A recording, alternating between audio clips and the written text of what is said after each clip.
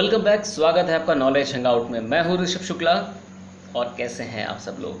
अभी तक आपने पढ़ा क्या होता है नेशनल इनकम, क्या होता है डोमेस्टिक इनकम, क्या होती है टेरिटरी, क्या होती है इंटरनेशनल टेरिटरी। ये सारी चीज़ें हम लोग पढ़ चुके हैं। आज हम बात करने जा रहे हैं कॉन्सेप्ट ऑफ प्रोडक्ट पे।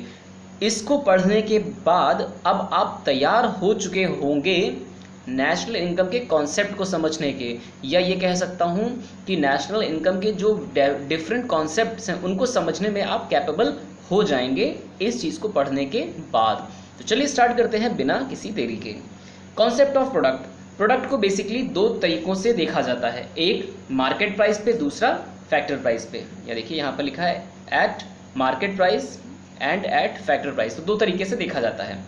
पहली तरीके से जो हम देखने जा रहे हैं वो है फैक्टर प्राइस, यानी कि प्रोड्यूसर पॉइंट ऑफ व्यू से हमें हर चीज़ को देखना है। तो आज आप अपने आप को एक प्रोड्यूसर समझ लीजिए। क्या जाता है प्रोड्यूसर समझने में खुद को, अच्छी बात है ना। तो ठीक है, आप एक प्रोडक्शन हाउस के मालिक हैं। अब आप ध्यान से सुनिएगा। Production is a result of factor services.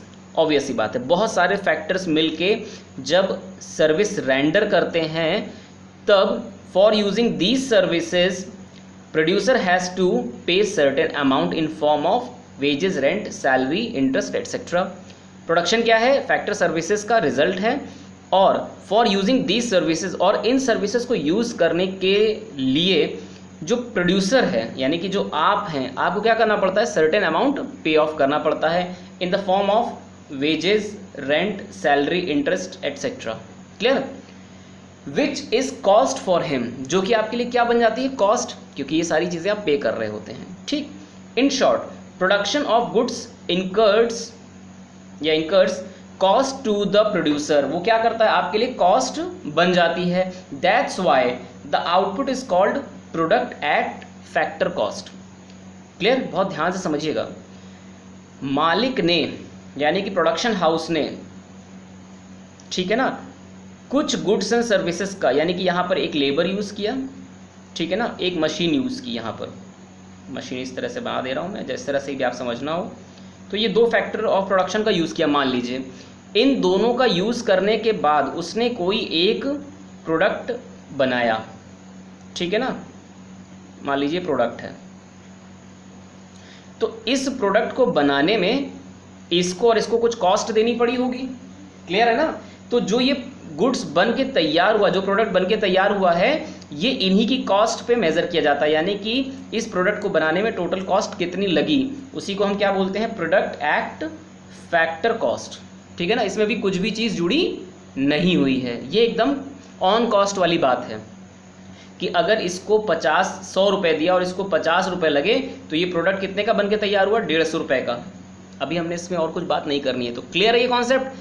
जितना बोल रहा हूँ, जितना समझा रहा हूँ, बस उतने पे अभी ध्यान दीजिएगा। इधर उधर दिमाग को कहीं लेके मत जाइएगा। कहीं आपने कुछ भी पढ़ा है, किसी किताब में कुछ भी पढ़ा है, वीडियो में कहीं किसी और में कुछ देखा है, ठीक है, अच्छी बात है, लेकिन अभी क्या करना है आपको? For this time period of, ये कह सकते हैं जो स्पैन ऑफ टाइम, आपको क्या करना है? अपने दिमाग को यहीं फोकस करके रखना है। तो ये कॉन्सेप्ट आपको क्लियर हो जाएगा। तो ये तो बात थी फैक्टर कॉस्ट की भाई साहब। चलिए बात करते हैं एट मार्केट प्राइस, यानी कि product at market price. In this concept two things play a vital role in this concept होना चाहिए था यहाँ पर, ठीक है ना। पहली क्या है? इनडायरेक्ट टैक्स है, और दूसरा सब्सिडी। ये दो चीज़ें हैं जो बहुत ही वाइटल रोल प्ले करते हैं। कैसे करते हैं, क्यों करते हैं, चलिए देखते हैं। सब्सिडी क्या करती है? It is a payment. पहले समझ लेते हैं सब्सिडी है क्या। Subsidy, it is a payment made by the government to firms in the form of relaxation. ठीक, ये बात यहीं पर खत्म हो जाती है। ये एक तरह का रिलैक्सेशन है जो गवर्नमेंट देती है किसको? प्रोडक्शन हाउसेस को देती है। क्लियर? उसके बाद sometimes in order to reduce the product price when it seems higher for poor families, government gives subsidies after which they lower the price. इसको मैं हिंदी में समझाता हूँ, एक कहानी के तौर पे समझिएगा। कई बार ऐसा होता है कि गवर्नमेंट ये देखती है कि मार्केट में जो प्रोडक्ट है उसका प्राइस बहुत ज़्यादा, लेट्स से 150 रुपये है। ये एक आम आदमी के लिए, गरीब की बात नहीं करूँगा, हालांकि यहाँ पर पुअर फैमिली लिखा हुआ है, बट आप ऐसे समझिए एक मिडिल क्लास फैमिली के लिए भी अगर मुश्किल हो जाता है चीज़ें खरीदना, तो ऑब्वियस सी बात है पुअर क्लास के लिए तो बहुत ही ज़्यादा डिफिकल्ट होगा। तो गवर्नमेंट उस केस में क्या करती है?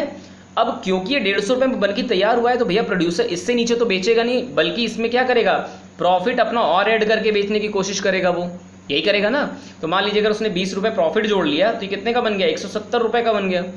तो गवर्नमेंट इस प्राइस को कम करने के लिए क्या कहती है, चलिए ठीक है थोड़ा सा आप रिलैक्सेशन दे दीजिए। अब प्रोड्यूसर अड़ जाता है, क्यों कर दे रिलैक्सेशन भैया, 150 रुपये तो लगाए, 20 रुपये प्रॉफिट कमाना है हमको।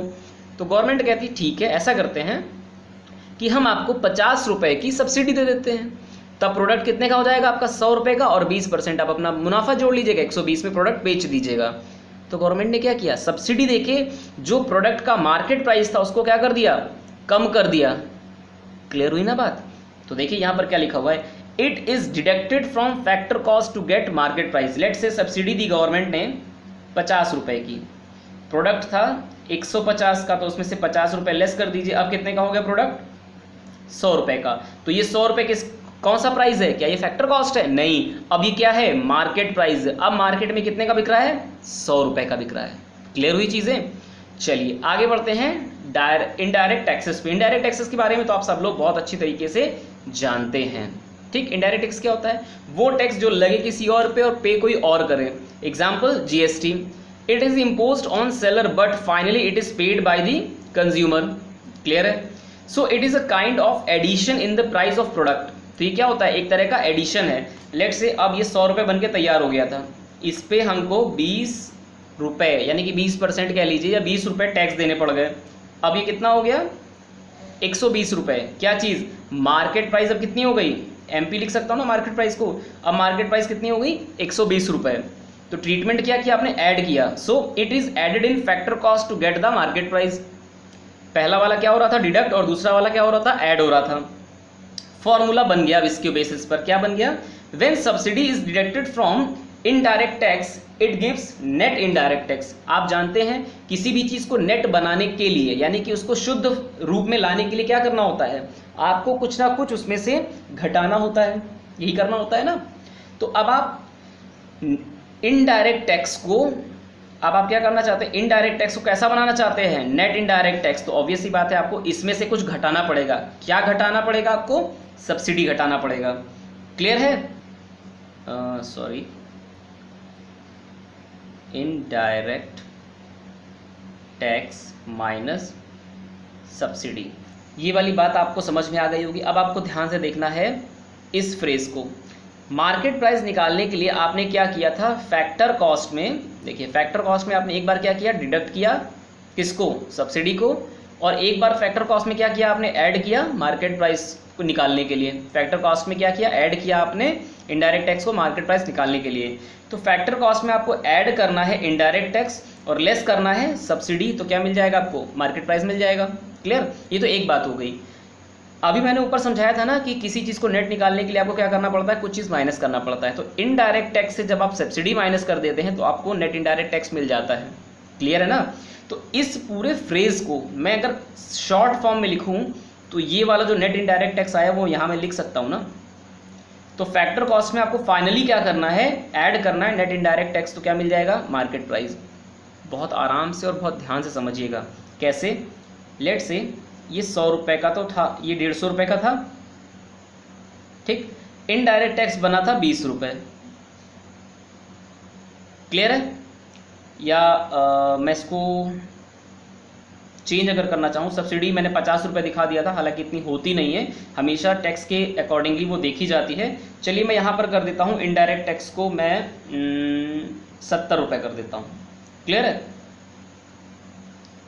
सब्सिडी कितने की है, 50 रुपये की। फैक्टर कॉस्ट 100 रुपये, इनडायरेक्ट टैक्स 70 रुपये, सब्सिडी 50 रुपये। क्लियर। तो अगर इस फॉर्मूले के हिसाब से चलें तो 70 माइनस 50 कितना आया, 20। पहले एक बार इससे निकाल के देख लेते हैं, एक बार इससे निकाल के देखते हैं क्या मार्केट प्राइस सेम आता है। तो 150 प्लस 70 कितना हो गया, 270। 7 5 12, 270 में से 50 घटा दीजिए, 170। ठीक है भाई साहब, 170 आ गया। अब इस फॉर्मूले से देखते हैं, फैक्टर कॉस्ट 150 रुपये, इन दोनों के बीच में जो सोल्यूशन करने के बाद आंसर आया 20 रुपये, ऐड करना है, ऐड कर दिया, देखिए 170 रुपये, यहाँ पर भी आ गया, मैच कर गया आंसर। क्लियर। अब अगर आपको फैक्टर कॉस्ट निकालनी है और आपको गिवन है मार्केट प्राइस, तो उसमें से क्या लेस करना होगा आपको? Net indirect tax. कैसे? मान लीजिए मार्केट प्राइस 170 रुपये, नेट इनडायरेक्ट टैक्स था 20 रुपये, लेस कर दीजिए, कितना आ जाएगा? 150 रुपये। लीजिए आपका आंसर आ गया। क्लियर? कोई डाउट, कोई शक नहीं। कभी कभी क्या होता है कि स्पेशल केस बना दिया जाता है कि जिसमें आपको नेट इनडायरेक्ट टैक्स ही कैलकुलेट करना पड़ता है। उसमें क्या करना है आपको? मार्केट प्राइस से फैक्टर कॉस्ट लेस कर देना है। तो देखिए मार्केट प्राइस 170 रुपये, फैक्टर कॉस्ट है 150 रुपये, तो आंसर क्या है? 20 रुपये। देखिए ये 20 और ये 20 मैच कर गया।